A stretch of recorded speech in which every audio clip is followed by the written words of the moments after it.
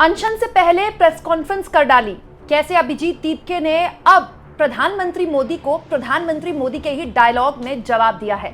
सब जानते हैं दोस्तों कि 28 जून से कॉकरोच जनता पार्टी का प्रदर्शन अपने दूसरे फेज में प्रवेश कर रहा है और वो है दोस्तों अनशन वाला फेज। सोनम वांगचुक रविवार यानी कि 28 जून से अनशन शुरू करने वाले हैं, लेकिन उससे ठीक एक दिन पहले एक बहुत बड़ी गलती हो गई है, या फिर ये कह ले कि एक बहुत बड़ी नाकामी केंद्र की मोदी सरकार, या फिर ये कहे नाकामी बीजेपी और उसकी डबल इंजन सरकार की। दोस्तों डबल इंजन ये शब्द ही मोदी का दिया हुआ है। बाकायदा हर राज्य में चुनाव से पहले मोदी घूम घूम कर बताते हैं कि डबल इंजन के कितने फायदे हैं। जब केंद्र और राज्य में एक ही पार्टी की सरकार होती है तो विकास की गंगा कितनी तेजी से बहती है। लेकिन इस देश में राज्यों में विकास की गंगा बही हो ना बही हो, पेपर लीक माफिया ने ऐसा जाल बिछाया है कि एक ऐसा दौर जब खुलकर शिक्षा के तंत्र, पेपर लीक माफिया, इस पूरे सिंडिकेट पर बात हो रही है, खुलकर इस पर बहस हो रही है, शिक्षा व्यवस्था पर उंगली उठाई जा रही है। सोचिए इतने इस तरह के हालात में भी खबर आ गई कि महाराष्ट्र में हो गया पेपर लीक। दोस्तों महाराष्ट्र में टीचर एलिजिबिलिटी टेस्ट टीटी ये पेपर लीक हो गया है और ये तब हुआ है जब एक दिन बाद कॉकरोच जनता पार्टी इसी मुद्दे को लेकर जो लगातार जंतर मंतर पर धरना दे रही है, अनशन पर बैठने वाली है। और इसी को लेकर अभिजीत दीपके ने आज प्रेस कॉन्फ्रेंस की और प्रेस कॉन्फ्रेंस में प्रधानमंत्री मोदी को उन्हीं के डायलॉग में जवाब देते हुए दीपके ने कहा कि दरअसल ये डबल इंजन जो बोलते हैं, ये डबल इंजन अनपढ़ और गंवारों का डबल इंजन है। ये अनपढ़ लोग हैं, ये किसी भी तरह से आपको एक पेपर भी आपका ठीक से नहीं करवा सकते। महाराष्ट्र में टीईटी का पेपर लीक हुआ है।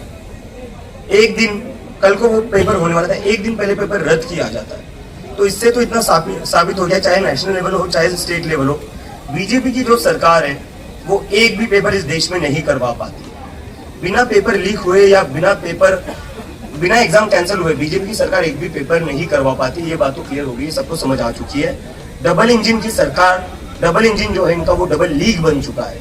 देश में नीट लीक होता है, महाराष्ट्र में टीईटी लीक होता है और ये कोई पहली बार नहीं हो रहा है। 2017-18 में हमने देखा है कि 18,000 जो स्टूडेंट्स क्वालिफाइड किए गए थे उसमें से 8,000 स्टूडेंट्स की जो रीचेकिंग हुई, उनका फिर से क्वालिफिकेशन चेक किया गया, तो उसमें से पता चला कि 8,000 स्टूडेंट्स जो थे, जो एस्पिरेंट्स थे, वो तो क्वालिफाइड ही नहीं थे। इन लोगों से घूस लेकर सीटें भरी गई थी और ये पूरा ओपन सीक्रेट, ये सबको पता है। पुणे के स्टूडेंट्स, पुणे के टीचर्स बार बार बोल रहे हैं कि टीईटी के एग्जाम में बहुत ही बड़ा घोटाला चल रहा है, करप्शन चल रहा है, जहाँ 1-1, 2-2 करोड़ में सीटें बेची जाती है।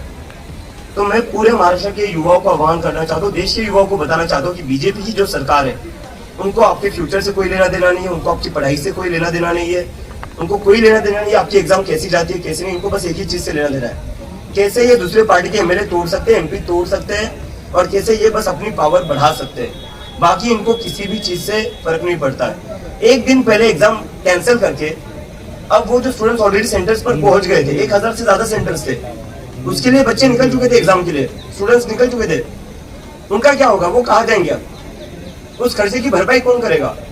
आप 50-50 करोड़ में एमपी फोड़ रहे हो। ये जो स्टूडेंट्स का खर्चा है, जो एप्लीकेशन फॉर्म का खर्चा है, अभी कई लोग ट्रांसपोर्ट कॉस्ट होगा, वह होटल लेकर रुके होंगे, इसकी खर्चे की भरपाई कौन करेगा? तो एक बात तो क्लियर है, बीजेपी इस देश में एक भी एग्जाम नहीं करवा पाती क्योंकि ये अनपढ़ और गंवार लोग हैं, इन्होंने खुद कभी एग्जाम दी नहीं है, इसलिए ये लोग खुद कोई एग्जाम करवा नहीं सकते। दोस्तों डबल इंजन, डबल लीक, ये जो शब्द है ना, ये पूरा पॉलिटिकल स्टेटमेंट है। अभिजीत दीपके भले ही आज तक कह रहे हों कि मैं पॉलिटिक्स में बयान नहीं दूंगा, मैं कोई पॉलिटिकल बयान नहीं दूंगा, मैं कोई पॉलिटिकल मूवमेंट नहीं है, लेकिन ये पूरी लाइन अपने आप में पॉलिटिकल है। डबल इंजन, डबल लीक, मतलब मोदी कहते हैं कि डबल इंजन मतलब डबल फायदा। उसको कॉन्ट्रडिक्ट करते हुए दीपके कह रहे हैं कि डबल इंजन जहाँ होगा वहां डबल लीक होगी, पेपर लीक होना निश्चित है।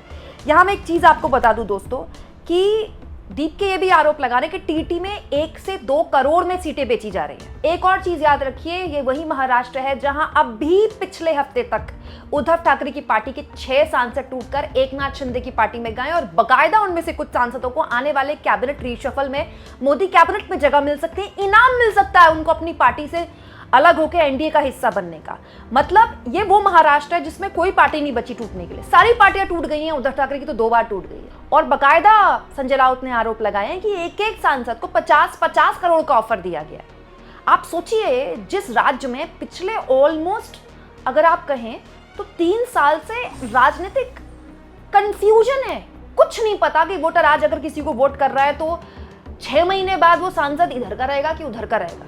वहां इन सब चीजों में सरकारें इतनी व्यस्त हैं, पार्टियां इतनी व्यस्त हैं कि वो ये समझ नहीं पा रही हैं कि ये जो पेपर लीक से ग्रसित आदमी है ये आम आदमी का बच्चा है। दोस्तों ये मैं टीटी के बारे में आपको बताती हूँ। थाने में पेपर लीक मिला है, मतलब पेपर जो लीक हुआ है थाने में हुआ। और जब अमूमन जब पेपर लीक होता है ना तो 1-2 सवाल लीक होते हैं। इस बार तो पूरा ही पेपर लीक हो गया। अच्छा, लोग कहते हैं एजुकेशन डिपार्टमेंट क्या करता है। एजुकेशन डिपार्टमेंट क्या करता है किसी को ये भी नहीं पता होगा एजुकेशन डिपार्टमेंट किसके अंतर्गत है। जो एजुकेशन डिपार्टमेंट चला रहा है उसको ये भी नहीं पता होगा उसके पास कब तक रहेगा। अरे वहाँ तो मुख्यमंत्री को ही नहीं पता कि वो मुख्यमंत्री रहेंगे कि नहीं रहेंगे। अभी कुछ दिन पहले खबर आ रही थी कि एकनाथ शिंदे को ऑफर दिया गया है दिल्ली द्वारा कि आपको सीएम बना देते हैं, अपनी पार्टी का विलय कर दीजिए बीजेपी में। तो अगर एकनाथ शिंदे को सीएम बना दिया गया तो देवेंद्र फडणवीस का क्या होगा, दोबारा डिप्टी सीएम बनेंगे। सोचिए जिस राज्य में ये हालत है उस राज्य में क्या ही पेपर होगा। एक और इम्पोर्टेंट जानकारी आपको देती हूँ दोस्तों, 6 लाख लोगों ने इसके लिए अप्लाई किया था। 6 लाख, इसमें से बहुत सारे ऐसे कैंडिडेट्स भी हैं जो ऑलरेडी टीचर हैं। 4 लाख लोगों को पेपर देने का मौका मिला है। थाने में पेपर लीक हुआ है और सीधे सीधे शिक्षा मंत्रालय ने बोल दिया पेपर कैंसिल। अब आप सोचिए दोस्तों कि 1500 सेंटर पूरे महाराष्ट्र में 37 जिलों में लगाए गए, 1500 सेंटर में। अब जरूरी तो नहीं है कि आप इसी शहर में हैं तो आपका सेंटर यहीं लगा होगा, दूसरे शहर में लग सकता है। आप वहाँ एक दिन पहले गए होंगे, आपने होटल लिया होगा, फिर आपका ये होगा कि भैया कल मेरा पेपर है, कल पेपर होना था, मतलब रविवार को पेपर होना था, उससे पहले लीक हो गया, कैंसिल हो गया। अब वो जो आने जाने का खर्चा आदमी ने लगा दिया वो क्या कितना ठगा हुआ महसूस करेगा। आपने तो बोल दिया पेपर कैंसिल, अब पता नहीं कब कराएंगे। लेकिन ये सोचिए किस लेवल की प्रताड़ना है। और ये 1-2 लोगों के साथ नहीं हो रहा है, 4 लाख लोगों के साथ हो रहा है, 4 लाख। और इसमें से बहुत से ऐसे लोग हैं जो टीचर हैं, उनके हाथ में महाराष्ट्र के बच्चों का भविष्य है। उनके खुद का भविष्य क्या होगा उनको नहीं पता है। किस तरह की पंगु व्यवस्था है ये शिक्षा की कि एक पेपर नहीं ठीक से करवा पा रहे, टीटी का पेपर नहीं करवा पा रहे। अभी नीट का जब दोबारा से पेपर लीक होने के बाद हुआ था, तो पिछले हफ्ते जब हुआ था तो सूत्रों के हवाले से खबरें चलाई गई कि मोदी जी तो एयरपोर्ट पहुंच गए थे कोलकाता से कार्यक्रम निपटाकर, लेकिन मोदी जी ने कहा मैं एयरपोर्ट से नहीं जाऊंगा क्योंकि पेपर होना है नीट के बच्चों का, तो कहीं ट्रैफिक से बच्चे परेशान ना हो जाएं। तो 2 बजे तक मोदी एयरपोर्ट में बैठे रहे। वो अलग बात है कि 1:30 बजे तो सेंटर ही बंद हो जाते हैं, पता नहीं 2 बजे तक क्यों बैठे रहे।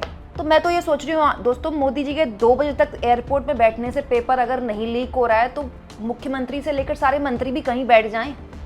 ये क्या है, क्या मजाक चल रहा है देश के साथ। पता नहीं कौन सा विकसित भारत बनाना चाहते हैं जिसमें पेपर नहीं ठीक से हो पा रहा है। शिक्षा व्यवस्था का बट्टा बैठा रखा है और ये एक ऐसे वक्त में हो रहा है जब ऑलरेडी देश में शिक्षा व्यवस्था पर बहस चल रही है। दोस्तों मंदिर में चढ़ावा चोरी हो रहा है, सेंटर में पेपर लीक हो रहा है और उसके बाद भी सब चंगासी वाला एटीट्यूड है। प्रधानमंत्री विदेश दौरे पर निकल गए। मैं आपको एक जानकारी और दे देती हूँ दोस्तों, वैसे तो अनशन होना ही था, आगे भी हो गई। सोनम वांगचुक ने बोला है वो आ रहे हैं अनशन करने के लिए, लेकिन जिस वक्त ये पेपर लीक हो गया है सीजेपी के लोगों तो एक मौका मिल गया है कि भैया ये तो हम बोल रहे हैं कि ये ठीक से पेपर नहीं करा पा रहे और देखिए इतना सब कुछ होने के बावजूद भी ठीक से पेपर नहीं करवा पा रहे। दोस्तों किसी भी मंत्री को या किसी भी सरकार को डर लगता है कि अगर इस तरह के मामले बाहर आए तो भाई मेरा मंत्रालय जा सकता है या मेरी सरकार को खतरा हो सकता है, लेकिन ऐसा कोई डर नहीं दिख रहा क्योंकि सामने वाले को पता है, सरकार को पता है, मंत्री को पता है पेपर लीक पे थोड़ी